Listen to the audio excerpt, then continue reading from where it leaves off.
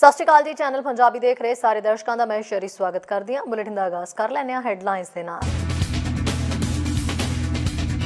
Omicron variant कारण मूल वासी वफद ने फिलहाल वैटिकन सिटी का दौरा किया मुलतवी। हालात ठीक होने तो बाद करनगे पोप फ्रांसिस दे नाल मुलाकात। सिटी हॉल विखे म्यूनसिपल कर्मचारियों के लिए वैक्सीन जरूरी दे हुक्म जारी। वैनकूवर पुलिस अधिकारियों को मिली वैक्सीन तो छूट।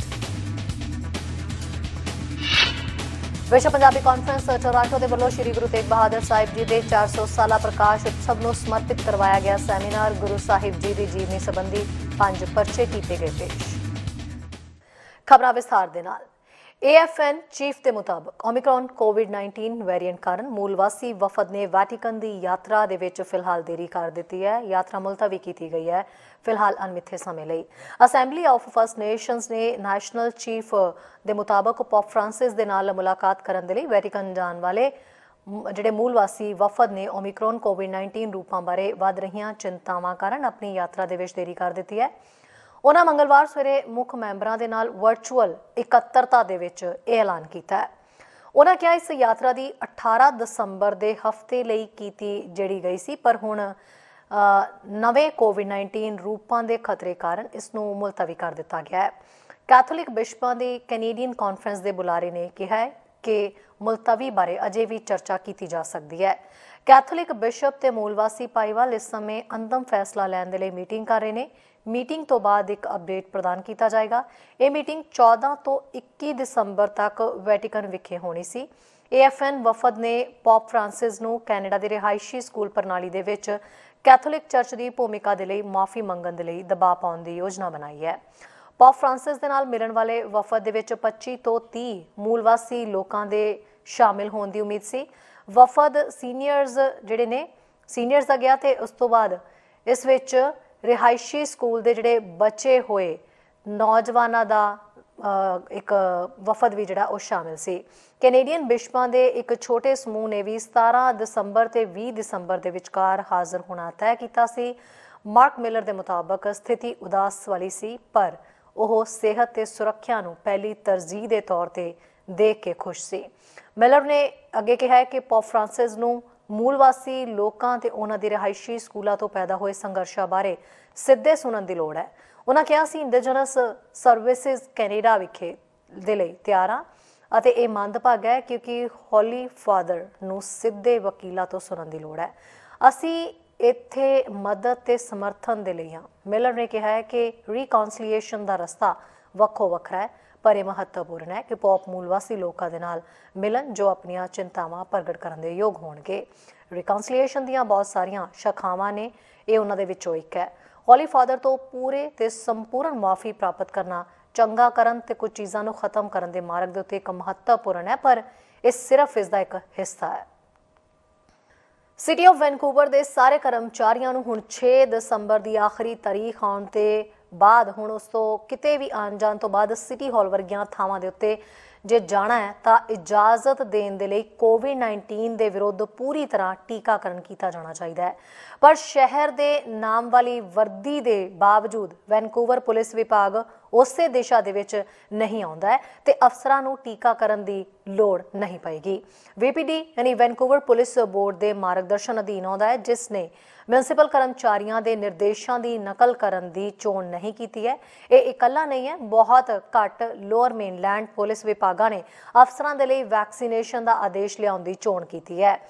एग्जैम्पशनस नवीं सरी पुलिस सर्विस, ट्रांजिट पुलिस ते वैस्ट वैनकूवर पुलिस विभाग, जिस दे लई अधिकारियों नूं अगले महीने तो टीकाकरण की लोड़ होंदी है, जिस दे लई अधिकारियों नूं जिहड़ी है टीकाकरण तो बाद एबिसफर्ड नूं टीकाकरण दे लई नवें इम्यूनाइज्ड की भी लोड़ होंदी है, पर विभाग के अंदर अधिकारी पहलां ही ਜਿਹੜੇ ਅਜਿਹੇ नहीं ने।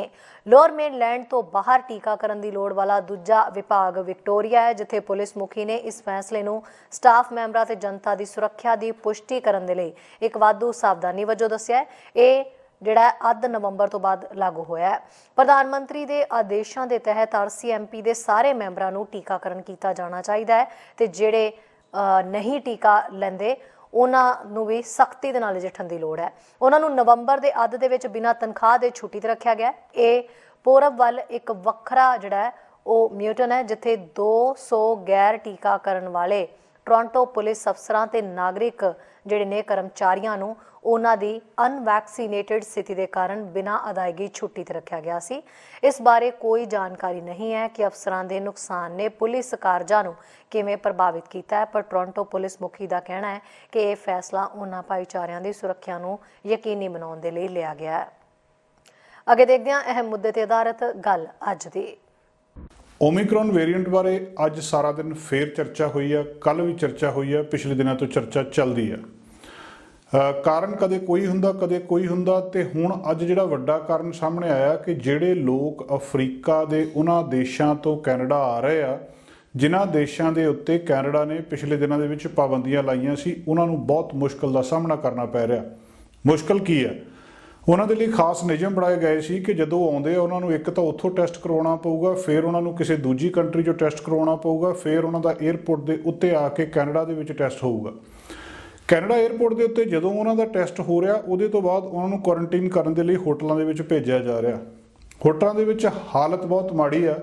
ਬਹੁਤ ਸਾਰੀਆਂ ਅਖਬਾਰਾਂ ਨੇ ਇਸ ਗੱਲ ਦੇ ਉੱਤੇ ਬਹੁਤ ਚਰਚਾ ਕੀਤੀ ਹੈ, ਇਸ ਪ੍ਰਬੰਧ ਦੀ ਬਹੁਤ ਆਲੋਚਨਾ ਕੀਤੀ ਗਈ ਹੈ। ਪਤਾ ਇਹ ਲੱਗਿਆ ਕਿ ਕੈਨੇਡਾ ਦੇ ਜਿਹੜੇ ਕੁਆਰੰਟਾਈਨ ਹੋਟਲਸ ਆ ਉਹਨਾਂ ਦੇ ਵਿੱਚ ਬੇਸਿਕ ਸਰਵਿਸਿਜ਼ ਜਿਹੜੀਆਂ ਮੁੱਢਲੀਆਂ ਸਹੂਲਤਾਂ ਉਹ ਵੀ ਹੈ ਨਹੀਂ। ਲਾਂਡਰੀ ਸਰਵਿਸ ਹੈ ਨਹੀਂ ਉੱਥੇ। ਜਿਹੜੇ 3-3 ਦਿਨ ਦੇ ਗੰਦੇ ਕੱਪੜੇ ਆ ਉਹ ਧੋਣ ਲਈ ਉੱਥੇ ਕੋਈ ਨਹੀਂ। ਨਾ ਉੱਥੇ ਕੋਈ ਚੰਗਾ ਖਾਣਾ ਮਿਲ ਰਿਹਾ ਤੇ ਨਾ ਹੀ ਬੱਚਿਆਂ ਦੇ ਡਾਈਪਰ ਮਿਲ ਰਹੇ ਆ। ਲੋਕਾਂ ਨੂੰ ਦਵਾਈ ਨਹੀਂ ਮਿਲ ਰਹੀ। ਬੁਰਾ ਹਾਲ ਆ। ਨੈਗੇਟਿਵ ਟੈਸਟ ਆਉਣ ਤੋਂ ਬਾਅਦ ਵੀ ਉਹਨਾਂ ਨੂੰ ਹੋਟਲ ਦੇ ਵਿੱਚ ਰੱਖਿਆ ਜਾ ਰਿਹਾ।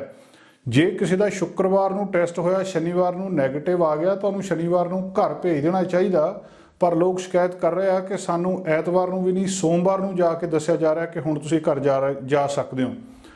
ਲੋਕ ਕਹਿ ਰਹੇ ਆ ਕਿ ਜਦੋਂ ਅਸੀਂ ਕੈਨੇਡਾ ਦੇ ਕਿਸੇ ਏਅਰਪੋਰਟ ਦੇ ਉੱਤੇ ਉਤਰ ਰਹੇ ਹਾਂ ਤਾਂ ਸਾਨੂੰ ਇੱਦਾਂ ਲੱਗ ਰਿਹਾ ਜਿੱਦਾਂ ਅਸੀਂ ਕੋਈ ਜੁਰਮ ਕੀਤਾ ਹੋਵੇ ਤੇ ਸਾਨੂੰ ਕਿਸੇ ਜੇਲ੍ਹ ਦੇ ਵਿੱਚ ਸਜ਼ਾ ਕੱਟਣ ਲਈ ਭੇਜ ਦਿੱਤਾ ਹੋਵੇ। ਵੱਖ-ਵੱਖ ਲੋਕਾਂ ਦੀ ਵੱਖ-ਵੱਖ ਪ੍ਰਤੀਕਿਰਿਆ ਆ ਰਹੀ ਆ। ਜਿਹੜਾ ਕਿ ਕੋਵਿਡ-19 ਦਾ ਟੈਸਟ ਪਿਛਲੇ 2 ਹਫ਼ਤਿਆਂ ਦੇ ਵਿੱਚ ਲਿਬਰਲ ਸਰਕਾਰ ਨੇ ਜਿਹੜੀਆਂ ਰੈਸਟ੍ਰਿਕਸ਼ਨਸ ਅਨਾਊਂਸ ਕੀਤੀਆਂ ਸੀ ਓਮਿਕਰੋਨ ਵੇਰੀਐਂਟ ਦੇ ਨਾਲ ਕਰੋਨਾ ਵਾਇਰਸ ਦੇ, ਵਰਲਡ ਹੈਲਥ ਆਰਗੇਨਾਈਜੇਸ਼ਨ ਦੇ ਪਬਲਿਕ ਹੈਲਥ ਐਕਸਪਰਟ ਤੇ ਵਿਗਿਆਨੀਆਂ ਨੇ ਇਹਨਾਂ ਪਾਲਿਸੀਜ਼ ਦੀ ਬਹੁਤ ਸਾਰੀ ਆਲੋਚਨਾ ਕੀਤੀ ਸੀ। ਕਿਹਾ ਸੀ ਕਿ ਇਹ ਅਨਫੇਅਰ ਆ ਉਹਨਾਂ ਅਫਰੀਕਾ ਦੇ ਦੇਸ਼ਾਂ ਦੇ ਲਈ ਜਿੱਥੇ ਓਮਿਕਰੋਨ ਵਾਇਰਸ ਓਮਿਕਰੋਨ ਵੇਰੀਐਂਟ ਸਾਹਮਣੇ ਆਇਆ ਸੀ ਕਿ ਇਹ ਬਾਈ ਚਾਂਸ ਸਾਹਮਣੇ ਉਸ ਦੇਸ਼ ਦੇ ਵਿੱਚੋਂ ਆ ਗਿਆ, ਫੈਲ ਤੇ ਪੂਰੀ ਦੁਨੀਆ ਦੇ ਵਿੱਚ ਚੁੱਕਾ। ਹੁਣ ਜਿਹੜੀਆਂ ਬਹੁਤ ਸਾਰੀਆਂ ਯੂਰਪ ਦੀਆਂ ਕੰਟਰੀਜ਼ ਆ ਉਹਨਾਂ ਨੇ ਬਿਜ਼ਨਸ, ਟੂਰਿਜ਼ਮ ਸਾਰਾ ਕੁਝ ਇਹਦੇ ਨਾਲ ਪ੍ਰਭਾਵਿਤ ਹੋਇਆ। ਮਸਲਾ ਇਸ ਵੇਲੇ ਦਾ ਕੀ ਆ, 10 ਅਫਰੀਕਾ ਦੇ ਉਹ ਦੇਸ਼ ਜਿਨ੍ਹਾਂ ਦੇ ਵਿੱਚ ਬਹੁਤ ਸਾਰੇ ਕੈਨੇਡੀਅਨ ਫਸੇ ਬੈਠੇ ਨੇ, ਉਹ ਆਪਣੇ ਦੇਸ਼ ਆਉਣਾ ਚਾਹੁੰਦੇ ਆ। ਆਪਣੇ ਦੇਸ਼ ਆਉਣ ਵੇਲੇ ਉਹਨਾਂ ਨੂੰ ਸਮੱਸਿਆਵਾਂ ਆ ਰਹੀਆਂ। ਜਿਹੜੇ ਹੋਟਲਸ ਦੇ ਵਿੱਚ ਉਹਨਾਂ ਨੂੰ ਜ਼ਬਰਦਸਤੀ ਰੱਖਿਆ ਜਾ ਰਿਹਾ ਕਿ ਜਿੰਨਾ ਚਿਰ ਤੁਹਾਡਾ ਕੋਵਿਡ-19 ਦਾ ਟੈਸਟ ਨੈਗੇਟਿਵ ਨਹੀਂ ਆਉਂਦਾ ਤੁਸੀਂ ਹੋਟਲ ਦੇ ਵਿੱਚੋਂ ਬਾਹਰ ਨਹੀਂ ਜਾ ਸਕਦੇ। ਉਹਨਾਂ ਹੋਟਲਾਂ ਦੀ ਹਾਲਤ ਬਹੁਤ ਮਾੜੀ ਆ। ਜਿਹੜੀ public health agency of Canada ਆ ਉਹਦੇ ਅਫੀਸ਼ੀਅਲਸ ਕੁਝ ਹੋਰ ਕਹਿ ਰਹੇ ਆ। ਬਹੁਤ ਸਾਰੇ ਲੋਕ ਉੱਥੇ ਉਡੀਕ ਕਰ ਰਹੇ ਆ, ਸਟਰਗਲ ਕਰ ਰਹੇ ਆ ਬੇਬੀਜ਼ ਦੇ ਡਾਈਪਰਸ ਦੇ ਲਈ। ਉਹਨਾਂ ਨੂੰ ਮਾੜਾ ਖਾਣਾ ਦਿੱਤਾ ਜਾ ਰਿਹਾ। ਬਹੁਤ ਸਾਰੇ ਲੋਕ ਆਪਣੀਆਂ ਬਾਰੀਆਂ ਦੇ ਵਿੱਚੋਂ, ਵਿੰਡੋਜ਼ ਦੇ ਵਿੱਚੋਂ ਉਸ ਖਾਣੇ ਨੂੰ ਬਾਹਰ ਸਿੱਟ ਰਹੇ ਆ। ਔਰ ਸਿਤਮ ਜ਼ਰੀਫੀ ਇਹ ਆ ਕਿ ਜਦੋਂ ਉਹਨਾਂ ਦਾ ਟੈਸਟ ਦਾ ਰਿਜ਼ਲਟ ਨੈਗੇਟਿਵ ਆ ਗਿਆ ਉਹਦੇ ਤੋਂ ਬਾਅਦ ਵੀ ਉਹਨਾਂ ਨੂੰ ਹੋਟਲ ਦੇ ਵਿੱਚ ਰੱਖਿਆ ਜਾ ਰਿਹਾ। ਪਤਾ ਨਹੀਂ ਕਿ ਇਸ ਪ੍ਰਬੰਧ ਦੀ ਘਾਟ ਆ, ਕਿੱਥੇ ਕਮਿਊਨੀਕੇਸ਼ਨ ਗੈਪ ਆ। ਕੋਵਿਡ-19 ਟੈਸਟ ਨੈਗੇਟਿਵ ਆਉਣ ਤੋਂ ਬਾਅਦ ਉਹਨਾਂ ਨੂੰ ਹੋਟਲ ਵਿੱਚ ਰੱਖਣ ਦੀ ਕੋਈ ਤੁਕ ਨਹੀਂ ਬਣ ਰਹੀ। ਬਹੁਤ ਸਾਰੇ ਲੋਕਾਂ ਨੇ ਬਾਹਰ ਆ ਕੇ ਆਪਣੇ ਦੁੱਖ ਸਾਂਝੇ ਕੀਤੇ ਆ ਔਰ ਕਹਿੰਦੇ ਬਹੁਤ ਸਾਰੇ ਲੋਕਾਂ ਨੂੰ ਬਿਨਾਂ ਲਗੇਜ ਤੋਂ ਉਸ ਹੋਟਲ ਦੇ ਵਿੱਚ ਜਾਣਾ ਪਿਆ ਜਿੱਥੇ ਜਾ ਕੇ ਉਹਨਾਂ ਨੂੰ ਕੁਝ ਵੀ ਨਹੀਂ ਮਿਲਿਆ। ਟੋਰਾਂਟੋ ਜਦੋਂ ਫਰਾਈਡੇ ਨੂੰ ਕੁਝ ਲੋਕ ਪਹੁੰਚੇ ਆ, ਸੈਟਰਡੇ ਨੂੰ ਉਹਨਾਂ ਦਾ ਕੋਵਿਡ-19 ਦਾ ਟੈਸਟ ਨੈਗੇਟਿਵ ਆ ਗਿਆ। ਸੋਮਵਾਰ ਤੱਕ ਉਹਨਾਂ ਹੋਟਲ ਦੇ ਵਿੱਚ ਰਹਿਣ ਲਈ ਮਜਬੂਰ ਕੀਤਾ ਗਿਆ। ਉਹ ਕਹਿੰਦੇ ਸਾਨੂੰ ਇਸ ਤਰ੍ਹਾਂ ਲੱਗਦਾ ਜਿੱਦਾਂ ਅਸੀਂ ਕੋਈ ਅਪਰਾਧੀ ਹੋਈਏ। ਦੱਸਿਆ ਜਾ ਰਿਹਾ ਕਿ ਉਹ ਹਿਲਟਨ ਹੋਟਲ ਦੇ ਵਿੱਚ ਜਦੋਂ ਕੁਝ ਲੋਕ ਪਹੁੰਚੇ ਆ, ਉੱਥੇ ਪਹੁੰਚਣ ਤੋਂ ਬਾਅਦ ਪੂਰੀ ਦੀ ਪੂਰੀ ਲੌਬੀ ਪਲਾਸਟਿਕ ਦੇ ਨਾਲ ਕਵਰ ਕੀਤੀ ਆ। ਦੂਜਿਆਂ ਲੋਕਾਂ ਨੂੰ ਪੈਂਫਲੇਟ ਦਿੱਤੇ ਗਏ, ਉਹਨਾਂ ਨੂੰ ਵਾਰਨਿੰਗ ਦਿੱਤੀ ਗਈ ਕਿ ਤੁਸੀਂ ਕੋਈ ਵੀ ਫੋਟੋ ਜਾਂ ਵੀਡੀਓ ਜਿਹੜੀ ਲੋਕੇਸ਼ਨ ਦੀ ਆਇਡੈਂਟੀਫਿਕੇਸ਼ਨ ਦੇ ਲਈ ਨਹੀਂ ਲੈ ਸਕਦੇ। ਉਹ ਕਹਿੰਦੇ ਇੱਦਾਂ ਸੀ ਜਿਸ ਤਰ੍ਹਾਂ ਕੋਈ ਅਸੀਂ ਬਹੁਤ ਵੱਡਾ ਜੁਰਮ ਕਰਨ ਤੋਂ ਬਾਅਦ ਇੱਥੇ ਆਈ ਹੋਈ ਹੈ। ਲੋਕਾਂ ਨੇ WhatsApp ਗਰੁੱਪ ਬਣਾਇਆ। WhatsApp ਗਰੁੱਪ ਬਣਾ ਕੇ ਹੋਟਲ ਦੇ ਵਿੱਚ ਰਹਿਣ ਵਾਲੇ ਲੋਕਾਂ ਨੇ ਦੁੱਖ ਇੱਕ ਦੂਜੇ ਦੇ ਨਾਲ ਸਾਂਝੇ ਕਰਨੇ ਸ਼ੁਰੂ ਕੀਤੇ। ਤੇ ਜਿਹੜੀ ਸਭ ਤੋਂ ਮਾੜੀ ਉੱਥੇ ਦੀ ਮੈਨੇਜਮੈਂਟ ਆ ਹੋਟਲ ਦੀ, ਉਹ ਸਾਹਮਣੇ ਆ ਰਹੀਆਂ। ਹੋਟਲ ਵਾਲਿਆਂ ਨੂੰ ਪੁੱਛਿਆ ਜਾ ਰਿਹਾ, ਉਹ ਕਹਿੰਦੇ ਕੋਈ ਥਰਡ ਪਾਰਟੀ ਹੈ ਜਿਹੜੀ ਇਹ ਸਾਰਾ ਕੁਝ ਮੈਨੇਜ ਕਰ ਰਹੀ ਹੈ, ਸਾਨੂੰ ਇਹਦੇ ਬਾਰੇ ਕੁਝ ਵੀ ਨਹੀਂ ਪਤਾ। ਇੱਕ ਰੂਮ ਦੇ ਵਿੱਚ ਬ੍ਰੈਸਟ ਕੈਂਸਰ ਦੀ ਸਰਵਾਈਵਰ ਇੱਕ ਔਰਤ ਜਿਹਦੀ ਕਿ ਮੈਡੀਕੇਸ਼ਨ ਖਤਮ ਹੋ ਗਈ, ਉਹਨੂੰ ਦਰਦ ਹੋ ਰਿਹਾ, ਉਹ ਉੱਥੇ 3 ਦਿਨ ਉਹਨੂੰ ਉੱਥੇ ਰੱਖਿਆ ਗਿਆ, ਕੋਈ ਵੀ ਉਹਦੇ ਲਈ ਹੈਲਪ ਨਹੀਂ ਆ। ਇੱਕ ਕਪਲ ਜਿਹਦੇ ਬੱਚੇ ਨੇ, ਬੱਚਿਆਂ ਦੇ ਲਈ ਕੋਈ ਵੀ ਖਾਸ ਖਾਣਾ ਉੱਥੇ ਨਹੀਂ ਦਿੱਤਾ ਗਿਆ, ਵੱਡੇ ਵੱਡੇ 버ਗਰ ਉਹਨਾਂ ਬੱਚਿਆਂ ਦੇ ਲਈ ਭੇਜੇ ਗਏ। ਲੋਕ ਜਿਹੜੇ ਆ ਉੱਥੇ ਤੜਫ ਰਹੇ ਆ ਔਰ ਦੱਸ ਰਹੇ ਆ ਕਿ ਸਾਰੇ ਕੁਝ ਦੇ ਵਿੱਚ ਕਿਸੇ ਤਰ੍ਹਾਂ ਉਹਨਾਂ ਨੂੰ ਉੱਥੋਂ ਬਾਹਰ ਕੱਢਿਆ ਜਾਵੇ, ਤੇ ਬਾਹਰ ਕੱਢਿਆ ਨਹੀਂ ਜਾ ਸਕਦਾ ਜਿੰਨਾ ਚਿਰ ਉੱਥੋਂ ਦੇ ਅਫੀਸ਼ੀਅਲਸ ਆਗਿਆ ਨਹੀਂ ਦਿੰਦੇ। ਹਰ ਸਾਲ ਦੀ ਤਰ੍ਹਾਂ ਇਸ ਵਾਰ ਵੀ ਕੁਝ ਵੱਖਰਾ ਕਮਿਊਨਿਟੀ ਦੇ ਲਈ ਕਰਨ ਵਾਲੀ ਵਿਸ਼ਵ ਪੰਜਾਬੀ ਟੋਰਾਂਟੋ ਟੀਮ ਦੇ ਵੱਲੋਂ ਸ਼੍ਰੀ ਗੁਰੂ ਤੇਗ ਬਹਾਦਰ ਸਾਹਿਬ ਜੀ ਦੇ 400 ਸਾਲਾ ਪ੍ਰਕਾਸ਼ ਉਤਸਵ ਨੂੰ ਸਮਰਪਿਤ ਇੱਕ ਰੋਜ਼ਾ ਸੈਮੀਨਾਰ ਕਰਵਾਇਆ ਗਿਆ, ਜਿਸ ਦੇ ਵਿੱਚ ਗੁਰੂ ਜੀ ਸੰਬੰਧੀ 5 ਪਰਚੇ ਵੀ ਪੇਸ਼ ਕੀਤੇ ਗਏ। ਕਈ ਪਤਵੰਤੇ ਇਸ ਮੌਕੇ ਹਾਜ਼ਰ ਰਹੇ ਜਿਹੜੇ ਸੰਗਤਾਂ ਦੇ ਮੁਖਾਤਿਬ ਹੋਏ ਤੇ ਸੈਮੀਨਾਰ ਦੇ ਦੂਜੇ ਹਿੱਸੇ ਦੇ ਵਿੱਚ 5 ਪਰਚੇ ਕਿਸਾਨੀ ਅੰਦੋਲਨ ਸੰਬੰਧੀ ਵੀ ਪੇਸ਼ ਕੀਤੇ ਗਏ। ਪ੍ਰੋਗਰਾਮ ਦੇ ਤੀਜੇ ਹਿੱਸੇ ਦੇ ਵਿੱਚ ਕਵੀ ਦਰਬਾਰ ਕਰਵਾਇਆ ਗਿਆ, ਜਿਸ ਦੇ ਵਿੱਚ ਹਾਜ਼ਰ ਕਵੀਆਂ ਨੇ ਆਪਣੀਆਂ ਕਵਿਤਾਵਾਂ ਸੁਣਾਈਆਂ। ਆਓ ਦੇਖਦੇ ਹਾਂ ਇਸ ਸਮਾਗਮ ਦੀਆਂ ਕੁਝ ਝਲਕੀਆਂ। जी world Punjabi conference register Toronto वालों अज 3 सैशन में गुरु तेग बहादुर साहब जी के 400 साला जन्म पुरब के दिवस से पहला सैशन गुरु तेग बहादुर साहब के जीवन रचनावां उन्हां दी उपलब्धियां ते होया। दूजा सैशन जिहड़ा किसानी संघर्ष बारे और उन्हां दे मुद्दियां बारे ते उन्हां दे की हल हो सकदे ने उन्हां बारे होया। ते तीजे सैशन विच कवि दरबार का आगमन किया गया ते संपूर्णता हुई। 3 सैशनों में कुल मिला के बहुत अच्छी तरह हुम आ के लोगों ने दर्शन दिते तो उन्होंने शमूलीयत हासिल की और ईवन एंड तक साढ़े को इस वक्त बहुत सारे स्रोते हैं ਜਿਹੜੇ कि हुण असी सारे इसकी संपन्नता ते एक खुशी महसूस कर रहे हैं तो नाल एक मोटिवेटेड हाँ कि अगर इसी तरह सानू ये सारे साडा नाल मोढे नाल मोढा मिला के चलते हैं तो हर बारी असी वध तो वध हो के वधिया तो वधिया होर उपराले कर सकांगे, सैमीनार कॉन्फ्रेंसां करा सकांगे। बहुत बहुत धन्यवाद मेरे अमरदीप बिंद्रा वालों। मेरे वालों सारे प्यार भरी सत श्री अकाल। जो अज 5 दसंबर दिन ऐतवार नूं जिहड़ा इवेंट सैमीनार हो रहा सी और समाप्ति हुई आ, मैं सारे का बहुत ऋणी है जिस इवेंट में सक्सैसफुल बनाया।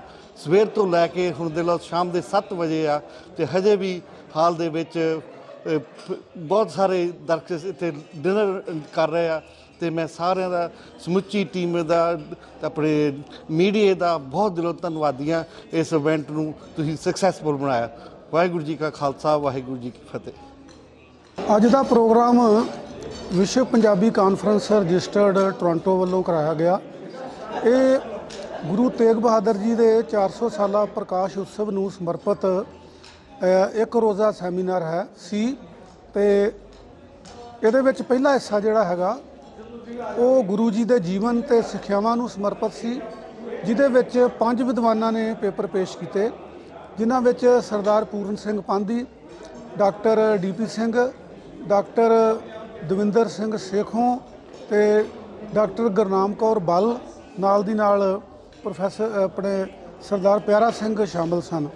तो किसानी संघर्ष बारे 20 पेपर पेश किए गए, जिन्हां विच बलदेव दूड़े, उहदे विच doctor Kamaljit Kaur Gill, doctor Sucha Singh Gill, professor Jagir Singh Kahlon ते एडवोकेट जोगिंदर ਸਿੰਘ तूर दे 5 पेपर सन।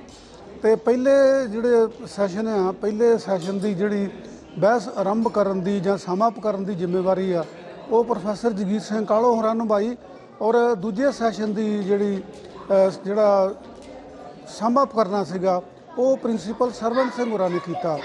उपरंत कवि दरबार करवाया गया, जिहदे विच हाजिर कवि जिहड़े आ उन्हां ने अपणियां अपणियां कवितावां सुणाईयां और जिहड़े प्रबंधक आ उन्हां दे सद्दे नूं बड़ा भरवां हंगारा मिलिया ते बहुत सारे लोग जिहड़े आ वो शामिल होए। उन्होंने बहुत ही धीरज नाल बड़े डिसिपलिन च रह के ये जिहड़ा सैमीनार है इनू सुनिया और लगदा है कि जिहड़ी आडियंस आ उन्होंने सैमीनार तो बहुत कुछ सिक्ख्या होएगा। वाहिगुरू जी का खालसा, वाहिगुरू जी की फतेह। मैं ज्ञान सिंह कंग दास नूं चेयरमैन का अहुदा दिता गया सी, पर मैं अपने वालों अपने पूरे अपने वालों तन मन दे नाल अपने सेवा की और ਜਿਹੜੇ ਕਿ ਸਾਡੇ ਸਾਰੇ ਪ੍ਰਬੰਧਕਾਂ ਦਾ ਬਹੁਤ ਬਹੁਤ ਧੰਨਵਾਦ ਜਿਨ੍ਹਾਂ ਨੇ ਕਿ ਮੇਰਾ ਸਹਿਯੋਗ ਦਿੱਤਾ। ਔਰ ਅੱਜ ਜਿਹੜੇ ਸੈਮੀਨਾਰ ਹੋਇਆ ਇਹ ਬੜਾ ਜਿਹੜਾ ਕਿ ਪਹਿਲਾ ਸੈਸ਼ਨ ਸਾਡਾ ਸੀਗਾ ਗੁਰੂ ਤੇਗ ਬਹਾਦਰ ਜੀ ਦਾ, ਉਹ ਵੀ ਬੜਾ ਪੰਜੇ ਪੇਪਰ ਜਿਹੜੇ ਬੜੇ ਵਧੀਆ ਪੜ੍ਹੇ ਗਏ। ਉਸ ਤੋਂ ਬਾਅਦ ਕਿਸਾਨਾਂ ਦੇ ਜਿਹੜੇ ਸੀਗਾ ਉਹ ਵੀ ਜਿਹੜਾ ਤਕਰੀਬਨ ਇੰਨਾ ਵਧੀਆ ਹੋਇਆ, ਇੰਨੇ ਵਧੀਆ ਸਾਡੇ ਪੇਪਰ ਉਹ ਪੜ੍ਹੇ ਗਏ ਆ। ਅਸੀਂ ਆਪਣੇ ਵੱਲੋਂ, ਮੈਂ ਆਪਣੇ ਵੱਲੋਂ ਔਰ ਮੈਂ ਸਾਰੀ ਮੈਨੇਜਮੈਂਟ ਦਾ। ਉਸ ਤੋਂ ਬਾਅਦ ਜਿਹੜਾ ਕਵੀ ਦਰਬਾਰ ਆ ਉਹਨੇ ਤਾਂ ਇੰਨੀ ਵਧੀਆ ਪ੍ਰੋਗਰਾਮ ਲਿਖਿਆ ਤੇ ਲੋਕਾਂ ਬੈਠੇ ਰਹੇ 6 ਵਜੇ ਤੱਕ ਵੀ। ਮੈਂ ਆਪਣੇ ਵੱਲੋਂ, ਆਪਣੀ ਟੀਮ ਵੱਲੋਂ, ਆਪਣੇ ਪਰਿਵਾਰ ਵੱਲੋਂ ਬਹੁਤ ਬਹੁਤ ਧੰਨਵਾਦ ਕਰਦਾ। ਵਾਹਿਗੁਰੂ ਜੀ ਕਾ ਖਾਲਸਾ, ਵਾਹਿਗੁਰੂ ਜੀ ਕੀ ਫਤਿਹ। ਸਾਰਿਆਂ ਨੂੰ ਬਹੁਤ ਬਹੁਤ ਪਿਆਰ ਭਰੀ ਸਤਿ ਸ਼੍ਰੀ ਅਕਾਲ ਜੀ। ਮੇਰਾ ਨਾਮ ਹਰਦਿਆਲ ਸਿੰਘ ਚੀਤਾ ਜੀ। ਅੱਜ ਦੀ ਇਵੈਂਟ ਦੇ ਬਾਰੇ 'ਚ ਇਸ ਤਰ੍ਹਾਂ ਕਿ ਅੱਜ ਦਾ ਸੈਮੀਨਾਰ ਜੋ world Punjabi conference register Toronto ਵੱਲੋਂ ਸਰਦਾਰ ਚੇਅਰਮੈਨ ਗਿਆਨ ਸਿੰਘ ਕੰਗ ਜੀ ਦੀ ਚੇਅਰਮੈਨਸ਼ਿਪ ਦੇ ਹੇਠ ਤੇ ਲਾਲੀ ਕੰਗ ਜੀ ਤੇ ਹੋਰ ਇਹਨਾਂ ਦੀ ਟੀਮ ਮਿਲ ਕੇ ਬਹੁਤ ਵਧੀਆ ਪ੍ਰੋਗਰਾਮ ਅੱਜ ਦਾ ਜੋ ਇਹ ਨਿਪਰੇ ਚਾੜਿਆ। ਕਿਉਂਕਿ ਅੱਜ ਦਾ ਜੋ ਪ੍ਰੋਗਰਾਮ ਸੀ ਕਾਫੀ ਦੇਰ ਬਾਅਦ, ਲਾਕਡਾਊਨ ਤੋਂ ਬਾਅਦ ਅੱਜ ਇਹ ਵੱਡਾ ਪ੍ਰੋਗਰਾਮ ਜਿਹੜਾ ਜੋ ਲਿਖਿਆ ਗਿਆ ਸੀ ਇਹ ਅੱਜ ਬਹੁਤ ਭਰਵਾਂ ਰਿਹਾ। ਇੱਥੇ ਪਹਿਲੇ ਸੈਸ਼ਨ ਵਿੱਚ ਸ੍ਰੀ ਗੁਰੂ ਤੇਗ ਬਹਾਦਰ ਜੀ ਦੇ ਬਾਰੇ ਵਿੱਚ ਉਹਨਾਂ ਦੀਆਂ ਸਿੱਖਿਆਵਾਂ, ਜੀਵਨ ਤੇ ਝਾਤ ਪਾਈ ਗਈ। ਉਸ ਤੋਂ ਬਾਅਦ ਜੋ ਕਿਸਾਨ ਅੰਦੋਲਨ ਨਾਲ ਸੰਬੰਧਿਤ ਉਹਦੇ ਵੱਖ-ਵੱਖ ਜੋ ਵਿਸ਼ਿਆਂ 'ਤੇ ਗੱਲਾਂ ਬਾਤਾਂ ਕੀਤੀਆਂ ਗਈਆਂ, ਜਾਂ ਇਸ ਤੋਂ ਬਾਅਦ ਜੋ ਕਿਸਾਨ ਮੋਰਚੇ ਦੀ ਸਫਲਤਾ ਤੋਂ ਬਾਅਦ ਕੀ ਆਪਾਂ ਨੂੰ ਕੁਛ ਕਰਨਾ ਚਾਹੀਦਾ, ਇਹਦੇ ਬਾਰੇ 'ਚ ਗੱਲਾਂ ਹੋਈਆਂ। ਉਪਰੰਤ ਕਵੀ ਦਰਬਾਰ ਹੋਇਆ, ਬਹੁਤ ਭਰਵਾਂ। ਸਾਰੇ ਕਵੀ ਸੱਜਣ ਨੇ ਆਪਣੀਆਂ ਰਚਨਾਵਾਂ ਸੁਣਾਈਆਂ ਵੱਖ-ਵੱਖ ਵਿਸ਼ਿਆਂ 'ਤੇ। ਸਾਰੇ ਪ੍ਰਬੰਧਕਾਂ ਨੇ ਦਾ ਬਹੁਤ ਬਹੁਤ ਧੰਨਵਾਦ ਤੇ ਸਾਰੇ ਆਏ ਹੋਏ ਸੱਜਣਾਂ ਦਾ ਬਹੁਤ ਬਹੁਤ ਧੰਨਵਾਦ ਜਿਨ੍ਹਾਂ ਨੇ ਆਪਣੇ ਟਾਈਮ ਕੱਢ ਕੇ ਇਸ ਦੀ ਰੌਣਕ ਵਧਾਈ ਤੇ ਇਸ ਪ੍ਰੋਗਰਾਮ ਨੂੰ ਸਫਲ ਕੀਤਾ। ਸਾਰਿਆਂ ਨੂੰ, ਪ੍ਰਬੰਧਕਾਂ ਨੂੰ ਇਸ ਗੱਲ ਦੀ ਫਿਰ ਇੱਕ ਵਾਰੀ ਬਹੁਤ ਬਹੁਤ ਵਧਾਈ। ਤੇ ਅੱਗੇ ਤੋਂ ਵੀ ਬੇਨਤੀ ਹੈ ਕਿ ਜਦੋਂ ਵੀ ਪ੍ਰੋਗਰਾਮ ਉਲੀਕਦੇ ਆ ਉਹਦੇ 'ਚ ਸਾਰਿਆਂ ਨੂੰ ਬੇਨਤੀ ਹੈ ਕਿ ਵੱਧ ਚੜ੍ਹ ਕੇ ਹਿੱਸਾ ਪਾਈਏ। ਪੰਜਾਬੀ ਮਾਂ ਬੋਲੀ ਲਈ ਜੋ ਕੁਛ ਕੀਤਾ ਜਾ ਸਕਦਾ ਆਪਾਂ ਸਾਰੀਆਂ ਸੰਸਥਾਵਾਂ ਦਾ ਸਹਿਯੋਗ ਕਰੀਏ। ਬਹੁਤ ਬਹੁਤ ਸਤਿ ਸ਼੍ਰੀ ਅਕਾਲ ਜੀ। ਗਿੱਲ ਸਾਹਿਬ ਪਹਿਲਾਂ ਨਾਮ ਬੋਲਦਾ ਪੂਰਾ। ਹਾਂਜੀ, ਵਾਹਿਗੁਰੂ ਜੀ ਕਾ ਖਾਲਸਾ, ਵਾਹਿਗੁਰੂ ਜੀ ਕੀ ਫਤਿਹ। ਮੈਂ ਰਾਜਵਿੰਦਰ ਸਿੰਘ ਗਿੱਲ। ਲੰਬੇ ਸਮੇਂ ਤੋਂ ਅਸੀਂ ਲਾਲੀ ਕਿੰਗ ਹੋਣਾ ਨਾਲ ਜੁੜੇ ਹਾਂ ਤੇ ਇਹ ਲੰਬੇ ਸਮੇਂ ਤੋਂ ਪੰਜਾਬੀ ਕਮਿਊਨਿਟੀ ਲਈ ਪੰਜਾਬੀ ਕਾਨਫਰੰਸ ਕਰਦੇ ਰਹਿੰਦੇ ਆ। ਅੱਜ ਉਹਨਾਂ ਨੇ ਇੱਥੇ ਬਹੁਤ ਹੀ ਉੱਘੇ ਕਵੀ ਅਤੇ ਕਹਾਣੀਕਾਰ ਜਿਨ੍ਹਾਂ ਨੇ ਗੁਰੂ ਤੇਗ ਬਹਾਦਰ ਜੀ ਦੇ 400 ਸਾਲਾਂ 'ਤੇ ਪ੍ਰਕਾਸ਼ ਉਤਸਵ 'ਤੇ ਉਹਨਾਂ ਨੇ ਪਰਚੇ ਪੜ੍ਹੇ। ਨਾਲੇ ਉਹਨਾਂ ਦੇ ਜਿਹੜਾ ਜਿਸ ਹਿਸਾਬ ਨਾਲ ਆਪਣਾ ਜਿਹੜਾ ਧਰਮ ਵੀ ਆ, ਉਹ ਆਪਣੀ ਜਿਹੜੀ ਅਸੀਂ ਧਰਤੀ ਨਾਲ ਜੁੜੇ ਹੋਣ ਕਰਕੇ ਕਿਸਾਨੀ ਦੀ ਵੀ ਗੱਲ ਕਰਨੀ ਬਣਦੀ ਸੀ ਅਤੇ ਉਹਦੇ ਵਿੱਚ ਕਿਸਾਨਾਂ ਦੇ ਅੰਦੋਲਨ ਬਾਰੇ ਵੀ ਗੱਲਾਂ ਬਾਤਾਂ ਕੀਤੀਆਂ ਗਈਆਂ, ਜਾਂ ਉਹਦੇ ਗਾਂਹ ਹੁਣ ਉਹਦੇ ਕਿਸ ਤਰ੍ਹਾਂ ਇਹਨੂੰ ਬਰਕਰਾਰ ਰੱਖਿਆ ਜਾਣਾ ਚਾਹੀਦਾ, ਜਾਂ ਉਹਦੇ ਵਿੱਚ ਸਾਨੂੰ ਜਿਹੜਾ ਅੰਦੋਲਨ ਆ ਕੀ ਪੜਾਅ ਛੱਡ ਕੇ ਗਿਆ, ਕੀ ਛਾਪ ਛੱਡ ਕੇ ਗਿਆ, ਸਾਡੇ ਹੋਰ ਕਿਹੜੇ ਫਰਜ਼ ਬਣਦੇ ਆ। ਇਸ 'ਤੇ ਸਾਰੇ ਬਹੁਤ ਵਿਚਾਰਾਂ ਹੋਈਆਂ। ਅਸੀਂ ਲਾਲੀ ਕਿੰਗ ਹੋਣਾ ਦਾ ਤੇ ਗਿਆਨ ਸਿੰਘ ਕੰਗ ਅਤੇ ਉਹਨਾਂ ਦੀ ਸਾਰੀ ਸਮੁੱਚੀ ਜਿਹੜੀ ਕਮੇਟੀ ਆ ਉਹਨਾਂ ਦਾ ਬਹੁਤ ਧੰਨਵਾਦ ਕਰਦੇ ਆ। ਤੇ ਇਹੋ ਜਿਹੇ ਪ੍ਰੋਗਰਾਮ ਹੁੰਦੇ ਰਹਿਣੇ ਚਾਹੀਦੇ ਆ ਤੇ ਜੋ ਅਸੀਂ ਆਪਣੇ ਸਾਹਿਤ ਨੂੰ, ਸੱਭਿਆਚਾਰ ਨੂੰ ਅੱਗੇ ਤੋਰਦੇ ਰਹੀਏ ਤੇ ਬੜਾਵਾ ਦਿੰਦੇ ਰਹੀਏ। ਵਾਹਿਗੁਰੂ ਜੀ ਕਾ ਖਾਲਸਾ, ਵਾਹਿਗੁਰੂ ਜੀ ਕੀ ਫਤਿਹ। ਚੈਨਲ ਪੰਜਾਬੀ ਵੇਖ ਰਹੇ ਸਮੂਹ ਦਰਸ਼ਕਾਂ ਨੂੰ ਕੁਲਮੀਤ ਸਿੰਘ ਵੱਲੋਂ ਨਿੱਘੀ ਜੀ ਆਇਆਂ। ਵਾਹਿਗੁਰੂ ਜੀ ਕਾ ਖਾਲਸਾ, ਵਾਹਿਗੁਰੂ ਜੀ ਕੀ ਫਤਿਹ। ਐਡਮਿੰਟਨ ਸ਼ਹਿਰ ਤੋਂ ਇੱਕ ਖਬਰ ਤੁਹਾਡੇ ਲਈ ਲੈ ਕੇ ਹਾਜ਼ਰ ਹਾਂ ਜੀ।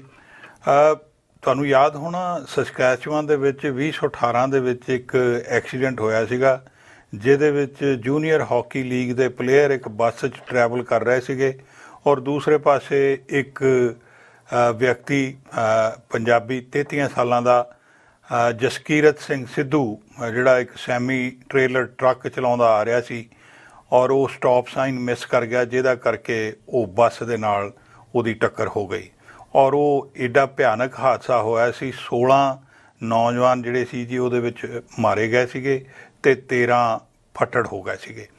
ਤੇ ਜਸਕੀਰਤ ਸਿੱਧੂ ਦਾ ਕੇਸ ਚੱਲ ਰਿਹਾ ਤੇ ਹੁਣ ਉਹ ਗੱਲ ਇੱਥੇ ਉਹਨੂੰ ਜੀ ਜਿਹੜੀ ਸਜ਼ਾ ਹੋਈ ਆ 8 ਸਾਲ ਦੀ ਉਸ ਕੇਸ ਦੇ ਵਿੱਚ, ਪਰ ਹੁਣ ਉਹਨੂੰ ਇਹ ਗੱਲਬਾਤ ਆਈ ਸੀ ਕਿ ਉਹਨੂੰ ਡਿਪੋਰਟ ਕੀਤਾ ਜਾਣਾ ਸੀਗਾ ਇੰਡੀਆ ਨੂੰ, ਪਰ ਉਹਦੇ ਵਕੀਲ ਮਾਈਕਲ ਗ੍ਰੀਨ ਦਾ ਕਹਿਣਾ ਹੈ ਵੀ ਜਿਹੜਾ ਉਹ ਫੈਸਲਾ ਉਹ ਨਵੇਂ ਸਾਲ ਤੱਕ ਪੋਸਟਪੋਨ ਕਰ ਦਿੱਤਾ ਗਿਆ। ਈਵਨ ਉਹਦੇ ਵਿੱਚ ਵੀ ਉਹ ਕਹਿੰਦਾ ਵੀ ਏਡੀ ਛੇਤੀ ਨਹੀਂ ਹੈ ਕਿ ਉਹਨੂੰ ਡਿਪੋਰਟ ਕੀਤਾ ਜਾ ਸਕੇਗਾ। ਕਾਰਨ ਉਹਨਾਂ ਨੇ ਇਹ ਦੱਸਿਆ ਜੀ ਵੀ ਬਹੁਤ ਸਾਰੇ ਲੋਕਾਂ ਨੇ ਜਿਹੜੇ ਆ ਖਤ ਪੱਤਰ ਵੀ ਲਿਖੇ ਨੇ, ਇਨਕਲੂਡਿੰਗ ਉਹਦੇ ਆਪਣੇ ਪਰਿਵਾਰ ਨੇ ਖਤ ਲਿਖੇ ਆ, ਜਨਰਲ ਪਬਲਿਕ ਨੇ ਲਿਖੇ ਨੇ, ਔਰ ਉਹਦੇ ਵਿੱਚ ਉਹਨਾਂ ਦੇ ਹੱਕ ਵਿੱਚ ਵੀ ਨੇ। ਕੁਝ ਉਹ ਪਰਿਵਾਰ ਵੀ ਨੇ ਜਿਨ੍ਹਾਂ ਦੇ ਬੱਚੇ ਇਸ ਘਟਨਾ ਦੇ ਵਿੱਚ ਮਾਰੇ ਗਏ ਸੀਗੇ। ਸਕਾਟ ਟਾਮਸ ਨਾਂ ਦਾ ਵਿਅਕਤੀ ਆ, ਉਹਦਾ ਬੇਟਾ ਐਵਨਸ ਉਹਦੇ ਵਿੱਚ ਮਾਰਿਆ ਗਿਆ ਸੀ। ਉਹ ਨਹੀਂ ਚਾਹੁੰਦਾ ਕਿ ਉਹਨੂੰ ਡਿਪੋਰਟ ਕੀਤਾ ਜਾ ਸਕੇ। ਉਹ ਕਹਿੰਦਾ ਭਈ ਜਿਹੜੀ ਇਹ ਘਟਨਾ ਹੋਈ ਆ ਬਹੁਤ ਭੈੜੀ ਸੀ, ਪਰ ਜਿਹੜਾ ਜਸਕੀਰਤ ਸਿੱਧੂ ਆ ਉਹ ਕਹਿੰਦਾ ਉਹਦੇ ਵੱਲ ਵੇਖ ਕੇ ਇਦਾਂ ਲੱਗਦਾ ਵੀ ਉਹ ਜੋ ਕੁਝ ਵੀ ਬੀਤਿਆ ਉਹਨੂੰ ਇੱਕਦਮ ਜੇ ਉਹ ਵਾਪਸ ਲੈ ਸਕਦਾ ਹੋਵੇ ਤਾਂ ਉਹ ਲੈ ਲਵੇ, ਇੱਕ ਸਕਿੰਟ 'ਚ ਲੈ ਲਵੇ, ਪਰ ਉਹ ਹੋ ਨਹੀਂ ਸਕਦਾ। ਪਰ ਔਰ ਦੂਸਰੇ ਪਾਸੇ ਇੱਕ ਵਿਅਕਤੀ ਆ, ਉਹਨਾਂ ਦਾ ਨਾਮ ਹੈਗਾ ਜੀ ਕ੍ਰਿਸ ਜੋਸਫ, ਔਰ ਉਹਨਾਂ ਦਾ ਬੇਟਾ ਜੈਕਸਨ ਵੀ ਇਹਦੇ ਵਿੱਚ ਮਾਰਿਆ ਗਿਆ ਸੀ। ਉਹ ਕਹਿੰਦੇ ਜੀ ਭਈ ਜਿਹੜੇ ਕਾਨੂੰਨ ਆ ਉਹ ਕਿਸੇ ਵਜ੍ਹਾ ਕਰਕੇ ਬਣਾਏ ਗਏ ਹੁੰਦੇ ਆ ਔਰ ਕਾਨੂੰਨ ਨੂੰ ਫਾਲੋ ਕਰਨਾ ਚਾਹੀਦਾ, ਔਰ ਜਸਕੀਰਤ ਸਿੱਧੂ ਨੂੰ ਉਹ ਕਹਿੰਦੇ ਡਿਪੋਰਟ ਕਰਨਾ ਚਾਹੀਦਾ।